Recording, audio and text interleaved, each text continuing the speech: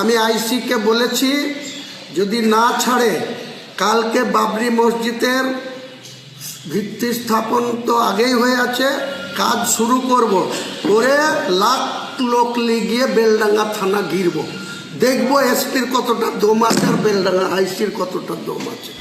বাবরি মসজিদ নির্মাণের আগে যে জামাইদের বাড়ি বাজেয়াপ্ত হলো, এটা বাবরি মসজিদ নির্মাণের আগে কেন, কি সেটা তো পুলিশকে প্রশ্ন করুন, আমাকে কেন প্রশ্ন করছেন? পুলিশ তো অতিরঞ্জিত করছে, পুলিশ তো প্রতিহিংসা পরায়ণ হয়ে করছে। এই পুলিশ কদিন ক্ষমতায় থাকে?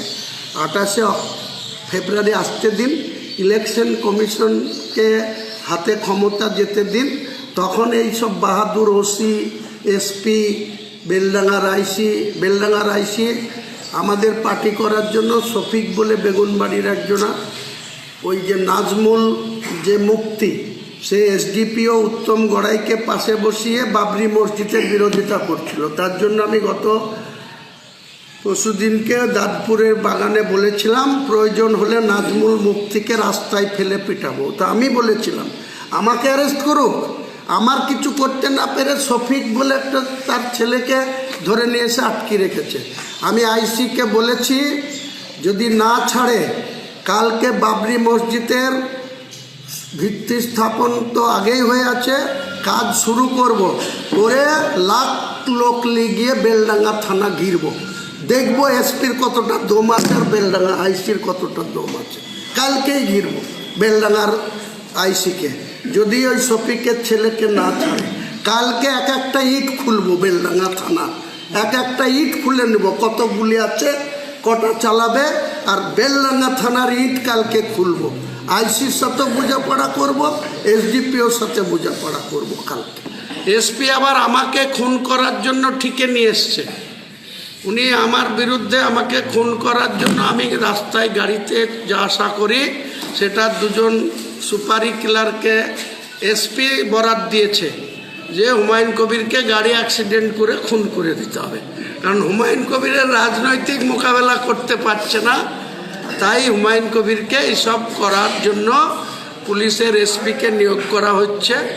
অপেক্ষা করুন, আজ 10ই ফেব্রুয়ারি, 28শে ফেব্রুয়ারি আসতে দিন, ইলেকশন কমিশন ইলেকশনের শিডিউল ডিক্লেয়ার করুক, এসপি মুর্শিদাবাদ কোথায় থাকে, ওসি লালগোলা অতনু দাস কোথায় থাকে, মুর্শিদাবাদের প্রশাসন কোথায় থাকে, এটা আমার চ্যালেঞ্জ।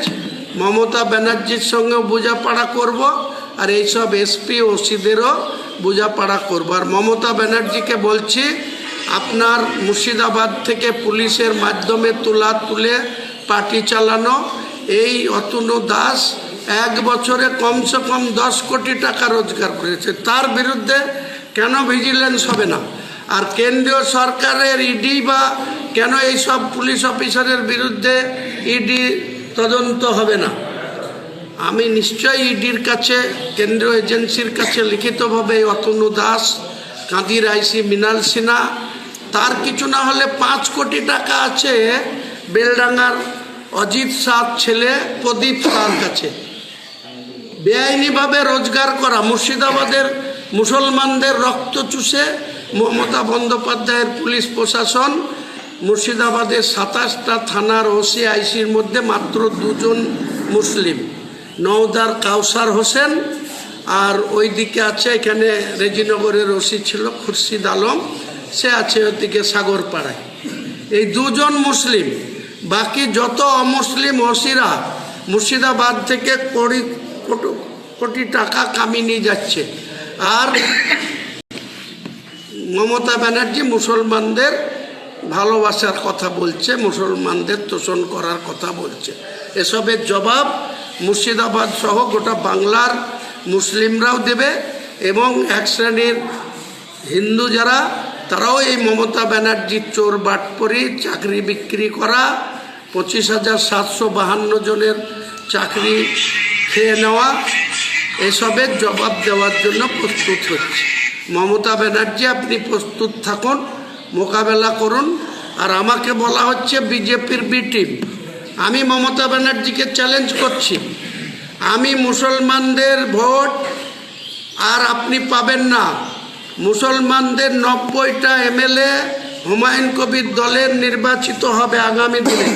কাজে বিজেপিকে ক্ষমতায় আসতে না দেওয়ার জন্য হুমায়ুন কবিরই দায়িত্ব নিচ্ছে যে মুসলমান 90টা এমএলএ আর অমুসলিম আরও 10টা, 100টা এমএলএ 294-এর মধ্যে জনতা উন্নয়ন পার্টির থেকে নির্বাচিত হবে।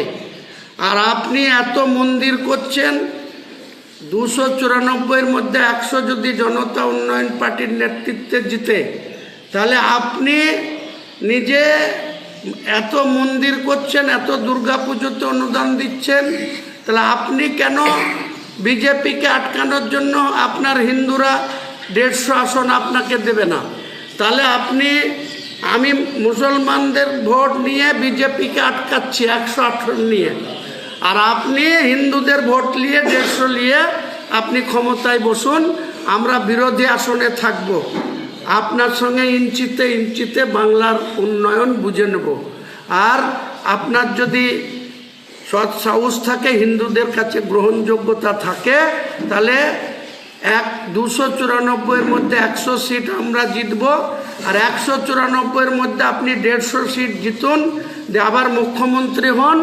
আর বিজেপিকে গত ইয়ারে 77টা পেয়েছিল, তাদেরকে 40-44-এ নামিয়ে নিয়ে আসুন। দেখব তাহলে বিজেপিকে আটকানোর জন্য কে রাজনীতি করছে।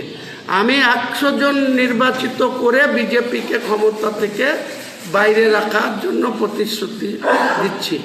আপনার এত হিন্দু তোষণ, এত মন্দির করা, এত অনুদান দেওয়া, তা আপনি কেন 150 আসন? মুসলমানের ভোট ছেড়ে দেন, 3বার পেয়ে গিয়েছেন, মুখ্যমন্ত্রী হয়েছেন, আর আশা করেন না। মুসলমানরা আপনাকে ভোট দেবে না, আমরা দিতে দেব না। আমরা মুসলমানদের ভোট, মুসলমান 90টা এমএলএ নিয়ে যাব, আপনি 150 আসন নিয়ে আপনি সরকার গড়ুন, আমরা বিরোধী আসনে বসবো, আপনার সঙ্গে ইঞ্চিতে ইঞ্চিতে উন্নয়ন বুঝব।